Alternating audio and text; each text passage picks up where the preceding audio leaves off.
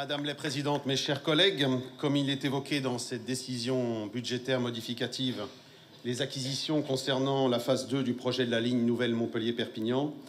je souhaiterais aborder, si vous le voulez bien, à nouveau ce sujet maintes fois évoqué dans notre Assemblée et crucial pour l'attractivité de l'Aude et des Pyrénées-Orientales. En effet, les fonctionnalités de la phase 2 du projet de la future LGV entre Béziers et Perpignan, telles qu'arrêtées depuis 2016, font aujourd'hui l'objet d'études complémentaires concernant le trafic, la capacité notamment, mais aussi ses impacts environnementaux. SNCF Réseau envisage également une concertation à l'automne 2025 sur les fonctionnalités de cette partie de la ligne nouvelle sur, je cite, « la base d'une analyse multicritère de différents scénarios de service portant sur le type de ligne, à savoir la mixité ou non, fret et voyageurs ». Sans aborder aujourd'hui la question du ou des futurs tracés, ou encore le choix ou non d'un tunnel sous les Corbières, rappelons qu'à l'issue de la phase de concertation et d'études menée entre 2010 et 2015, la mixité fret-voyageurs de la ligne n'avait pas été retenue pour la section entre Béziers et Perpignan.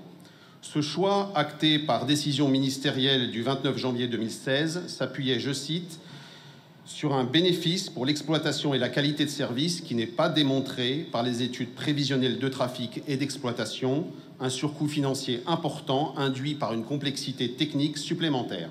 Entre-temps, Madame la Présidente, le trafic des poids lourds sur les axes routiers a fortement augmenté. Les défis auxquels nous devons faire face devant le changement climatique et ses conséquences et la nécessaire décarbonation des transports changent la donne.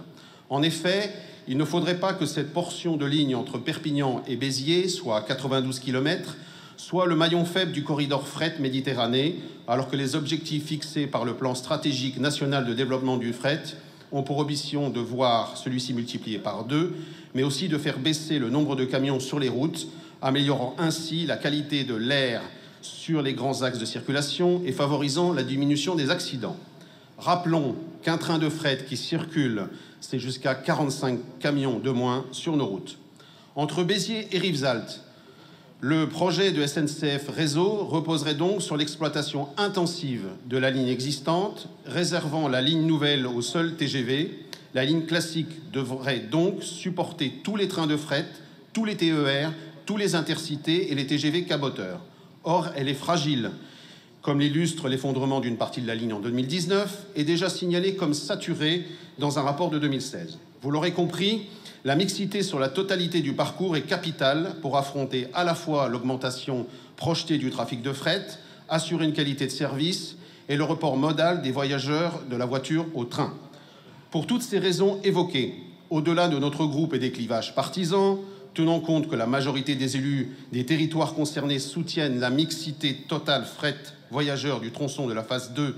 du projet de la ligne nouvelle, nous aurions donc souhaité, Madame la Présidente, connaître votre position et celui de l'exécutif régional sur ce sujet. Le choix du fret pourrait par ailleurs, semble-t-il, voir l'Europe porter la part de participation au financement de 20 à 50 %. Je vous remercie.